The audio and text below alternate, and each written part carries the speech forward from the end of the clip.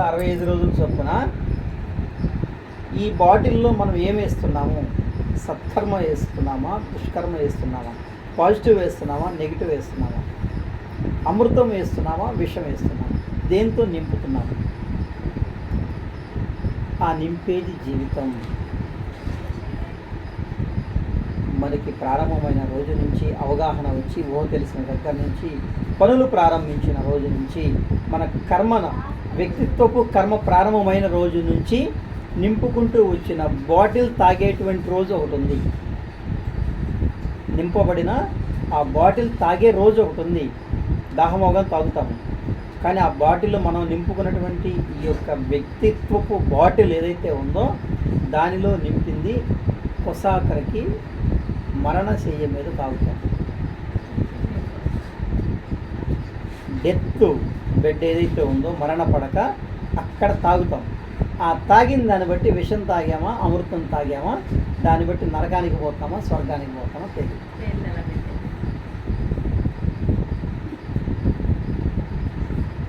అర్థమవుతుందమ్మా? ఇప్పుడు వాటర్లు చాలా రకాలు ఉన్నాయి. జనరల్ వాటర్, మినరల్ వాటర్, ఇంకా కంగన వాటర్ అని.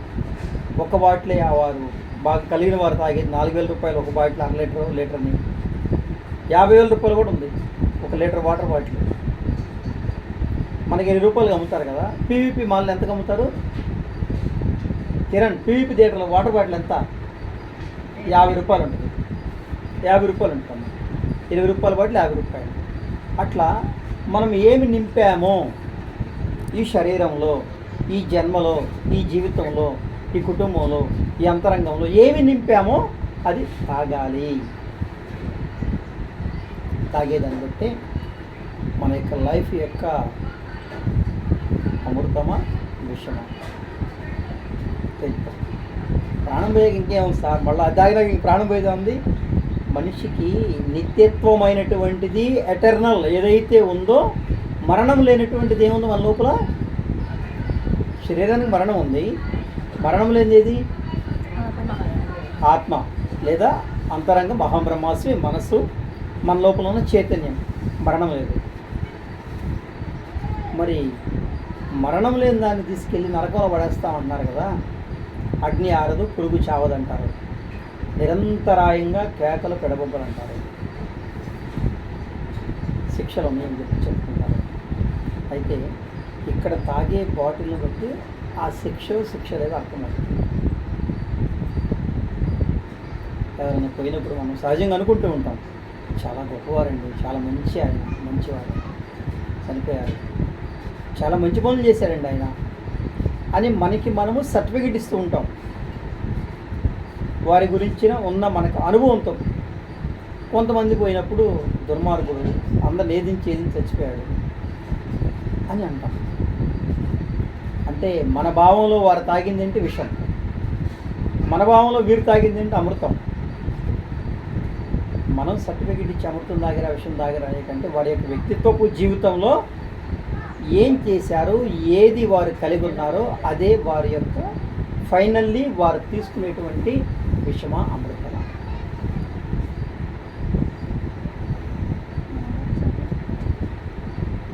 కాలుష్యము ఎప్పుడైతే పెంచుకున్నామో, పొల్యూట్ చేసుకున్నామో, ఆ పొల్యూట్ అయినటువంటి వాటర్ తాగుతామా? మరి బాటిల్లో మన జీవితం, మన లైఫ్ అనేటువంటి ఈ బాటిల్లో అనేక రకాల పొల్యూషన్స్, అనేక రకాల విషతుల్యమని నింపుకుంటున్నాం కదా. తాగాల్సింది ఎవరు? అందుకే తేటతెల్లగా చెప్తారు, ఎవరు చేసిన కర్మ వాడు అనుభవించాలి. అయితే అనుకుంటారు కనపడేవి, వినపడేవే కర్మ యొక్క సిద్ధాంతంలో, కర్మ యొక్క ప్రారంధంలో అనుకుంటారు. కానీ అది కాదు. ఇది ప్రకృతి నుంచి తీసుకున్నాము, ఇచ్చాము, లాక్కున్నాము, కోల్పోయాము, ఏమైనా అవ్వచ్చు. ఈ ప్రకృతిలో, భూమి మీద మనము లాక్కోవచ్చు, ఆక్రమించుకోవచ్చు, కోల్పోవచ్చు, త్యాగం చేయొచ్చు. ఇవన్నీ కూడా కర్మ సిద్ధాంతంలోకి రావు. ప్రమీళ గారి దగ్గరకు వచ్చేసి మెడలో చైన్ కొట్టుకుని గుంజి ఎత్తుకుపోయాను. కిరణ్ వెళ్దాం పదా అని చెప్పని అమ్ముకొని ఆయన సగం నేను సగం తీసుకున్నాను. ఫర్ ఎగ్జాంపుల్ దీన్ని మన సిద్ధాంతంలో ఏమంటాము? ఎంత తప్పు, చాలా పొరపాటు అంటాం. చాలా పొరపాటు అన్నప్పుడు వారికి ఉన్న మంచితనము తీస్తున్న గాలిలో ఆ చైతన్యం ఉపయోగపడి ఆ గాలిని నాపొచ్చు కదా. దైవశక్తి ప్రత్యక్షంగా ఆమెను కాపాడవచ్చు కదా. జరుగుతున్న ఇబ్బంది నుంచి చైతన్య పడింది, పడేటప్పుడు ఆ ప్రకృతి చైతన్యం ఆపేసి దెబ్బ తగలకుండా ఆపొచ్చు కదా. ఎందుకు తగలాలి దెబ్బ? అంటే మనం అనుకునేది కాదు ప్రకృతిలో జరుగుతుంది. అది వేరే, పక్షపాతం లేని, ఎవరికి సపోర్ట్ లేని, ఇండివిజువాలిటీ ఇచ్చిన స్వేచ్ఛ కలిగినటువంటి చైతన్యం ఎక్కడుంది? ప్రకృతిలో ఉంది. చెట్టు గాలి పీలుస్తావా? చెట్టు నరుకుతావా? చెట్టుకు నీళ్లు పోస్తావా? చెట్టు వేర్లు పెగలిస్తావా? చెట్టు వేరు పెగలిస్తుంటే చెట్టు ఆగాగు దుర్మార్గుడు అని చెప్పి అంటదా? ఆ విధంగా గొడ్డలు పెట్టి నరుకుతూ ఉంటే ఏంటి పని అని చెప్పి ఆపుగా ఆపుతుంది. ప్రకృతికి సంబంధం లేని విషయం అది. అయితే కర్మకు సంబంధం ఉన్న విషయం ఏంటంటే ఆ నరికిన చెట్టు లాక్కున్న చైన్ యొక్క కర్మభారం దేనిలో వేస్తున్నాను? తీసుకొచ్చి నా బాటిల్లో వేస్తున్నాను. Thank you. కర్మభారాన్ని తీసుకొచ్చి దేనిలో నింపుతున్నాను? నా జీవితపు బాటిల్లో నింపిన దాన్ని లాస్ట్లో తాగేసిపోతాను. ఏం తాగాను? తాగేదాన్ని బట్టి అట ఇట. అప్పుడు ఒక సాంగ్ వేసుకోవచ్చు. ఆ పక్కన ఉంటావా నాగన్న, ఈ పక్కకు వస్తావా? ఏ కిరణం? ఏ పక్కన ఉంటావు అనే విషయం అక్కడ తెలియదు. ఇప్పుడు కాదు. అమ్మో చాలా గొప్ప స్వామి అండి చిన్నజీఆర్ గారు. అమ్మో గరికపాటి వారా? ఓ చాలా గొప్పవారండి. పత్రిజీ గారా? అద్భుతం. తాగే బాటిని కూడా తెలుస్తుంది. ఆయనకి తాతయ్య గారు చెప్పాలి. తాతయ్య గారు అనాలి. వారు ఏమయ్యారో ఎలా ఉన్నారో అని, వారు ఏమయ్యారో ఎలా ఉన్నారో అని ఎప్పుడు తెలుస్తుంది? ఫైనల్ లాస్ట్ తెలుస్తుంది. అప్పటిదాకా ఏం తెలియదు. కలిసి పెరగాల్సిందే. కలుపు మొక్క మంచి మొక్క కలిసే పెరుగుతుంది. దాన్ని కట్ చేసిన తర్వాత అప్పుడు తూర్పు పట్టినప్పుడు, జల్లెడ పట్టినప్పుడు ఏమవుతుంది?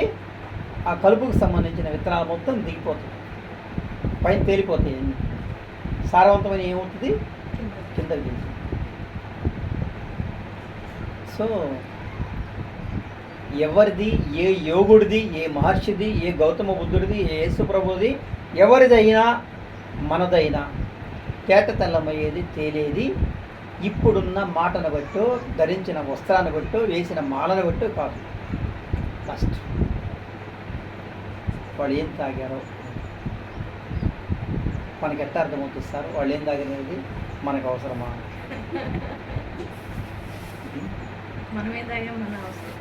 బాత్రూమ్కి వెళ్ళి చేస్తున్నటువంటి వ్యక్తిగత కాలకృత్యాలు ఎలాంటివో వారు ఏమి పొందారో అని తెలుసుకోవడం కూడా అలాంటిదే. అది ఏకాంతం, ప్రశాంతం. బహిర్భూమి విసర్జక క్రియ ప్రశాంతం. అక్కడికి ఎవరు నేను భర్తను కదా వస్తాను అంటే భార్య పోయా అని చెప్పి దూరేస్తుంది. అది ఏకాంతంగా ప్రకృతిలో మమేకమై తీర్చుకుని కృత్యము, కాలకృత్యము. మరి అలాంటి వారు స్వర్గానికి వెళ్తారా, నరకానికి వెళ్తారా, లేదంటే వాళ్ళు అమృతాన్ని తాగారా, విషం తాగారా? ఇవన్నీ అవసరం. వారి యొక్క స్వర్గ నరకాలను నిర్ణయించడానికి నువ్వెవరు? వారి యొక్క అమృత విష తుల్యమైనటువంటి జీవనాన్ని ప్రశ్నించడానికి నువ్వెవరు? నువ్వేం తాగుతున్నావో, నువ్వేం తీసుకున్నావు తీసుకో.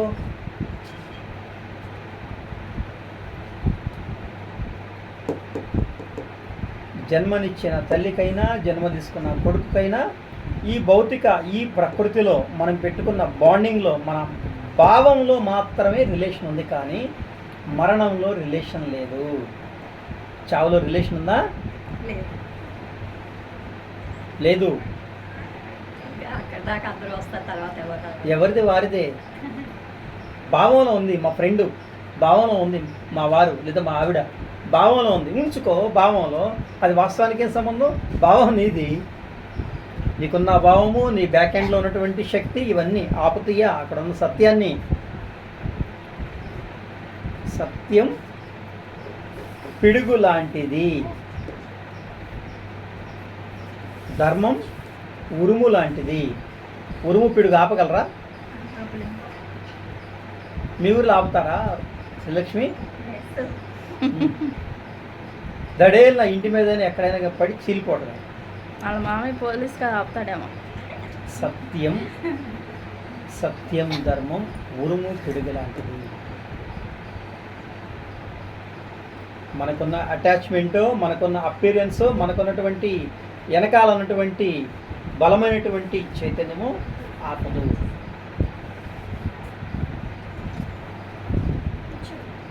ఛాన్స్ లేదు. అందుకని ఈ బాటిల్లో ఏమి నింపుకుంటున్నామో, విషమా అమృతమా? మన భావాల్లో ఏమి నింపుకుంటున్నామో, విషమా అమృతమా? మన లైఫ్లో ఏమి నింపుకుంటున్నామో, విషమా అమృతమా? మన ఫ్యామిలీలో ఏమి నింపుకుంటున్నామో, విషమా అమృతమా? దీన్ని బట్టి ఫైనల్ ఎండింగ్ మనకు ఉంటుంది. కార్యారంభం కంటే కార్య అంతం మేలు. పని ప్రారంభించేదానికన్నా జన్మ ప్రారంభించేదానికన్నా జన్మ సార్థకత చేసుకునేది మేలు కదా. గులాబీ మొక్క పెట్టాము, కొసాగరికి ఏమి రావాలి? గులాబీ పువ్వు రావాలి. పువ్వు రానప్పుడు మొక్క పెట్టడం అవసరమా? ప్రారంభించాము, ఏదైనా పంట పెట్టాము, అది సత్ఫలితాలు తీసుకోలేనప్పుడు ఆ పంట వలన ఆ జీవితంలో ఉపయోగం లేదు కదా. కాబట్టి ఆరంభం కంటే అంతం అద్భుతం. విషం తీసుకోవద్దు, అమృతం తీసుకోవద్దు.